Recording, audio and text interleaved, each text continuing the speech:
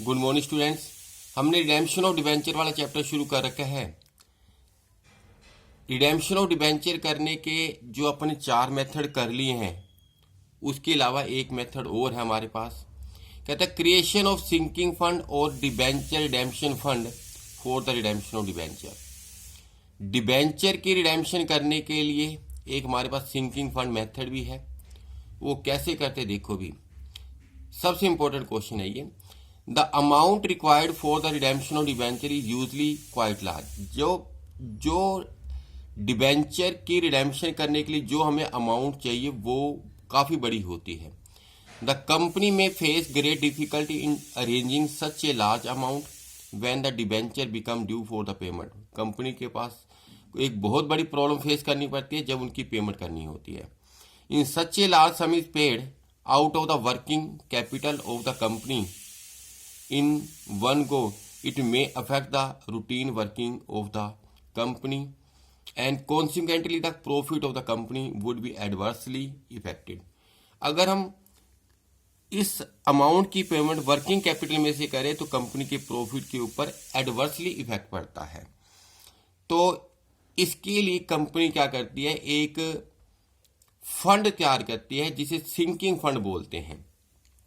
Hence it is advisable for a company to save money out of its profit में से बचाने की advice देती है for redemption its debenture when they become due, जब उनकी पेमेंट करने का टाइम आता है। For this purpose the company set aside a part of its profit every year in a separate reserve fund called sinking fund. एक separate reserve fund के अंदर पैसा ट्रांसफर करती है जिसे सिंकिंग फंड के नाम से जाना जाता है और डिबेंचर रिडेम्पशन फंड भी कहा जाता है। अकॉर्डिंग टू द, आपने यहीं तक एक बार रीड करना है। इसके अलावा इस मेथड के अंदर जो जर्नल एंट्रीज होती हैं उसका प्रोसेस ये रहता है जो आपको 9 स्टेप्स दे रखे हैं। आपने 9 स्टेप्स लर्न भी करने हैं और समझने भी हैं। सबसे पहले तो आता है number 1, each year a fix amount is transfer from divisible profit to sinking fund. तो हर साल जो प्रॉफिट होता है हमारे पास, जो डिविजिबल प्रॉफिट होता है, उसमें से एक फिक्स अमाउंट निकालकर सिंकिंग फंड में ट्रांसफर की जाती है। The amount is calculated with the help of the NET table. एक एनईटी टेबल होती है, तो हर साल उस फंड के अंदर कितना पैसा ट्रांसफर करना है वो हमें एनईटी टेबल बताती है। Number 2, this amount is invested in some outside security each year.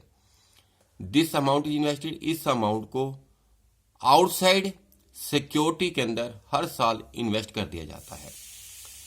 पहले तो हमने ये जजमेंट की कि पैसा कितना ट्रांसफर करना है और फिर इसे बाहर इन्वेस्ट करना है। Number 3, the amount of interest received on such investment is also again reinvested along with the amount of annual instalment, क्योंकि हर साल कुछ ना कुछ इन्वेस्ट किया जाता है और जो पिछले साल हमने इन्वेस्ट किया था उसके ऊपर जो इंटरेस्ट मिला है वो भी एनुअल इंस्टॉलमेंट के साथ ऐड करते हुए उसे दोबारा री इन्वेस्ट कर दिया जाता है।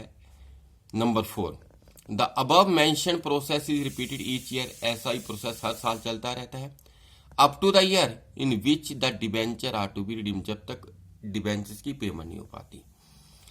Bye adopting the above process, ऐसे प्रोसेस को अपनाने पर the sinking fund accumulate to an amount almost equal to debenture outstanding for the payment. जितने डिबेंचर्स की पेमेंट करनी होती है लगभग उतना पैसा हमारे पास इकट्ठा हो जाता है। Number 6, investment are sold off in the year of redemption of debenture. और इन्वेस्टमेंट को सेल कर दिया जाता है जिस ईयर के अंदर डिबेंचर्स का क्या करना होता है, रिडेम्पशन करना होता है। प्रॉफिट और loss on the sale of investment is transfer to sinking fund account. Profit हो या लॉस हो, इसको सिंकिंग फंड अकाउंट के अंदर ट्रांसफर कर दिया जाता है। Number 8, debenture are redeemed. Debentures holder की क्या कर दी जाती है, पेमेंट कर दी जाती है। Number last, sinking fund account is transfer to general reserve. Sinking fund account को जनरल रिजर्व में ट्रांसफर कर दिया जाता है after the redemption of debenture, debentures की पेमेंट करने के बाद।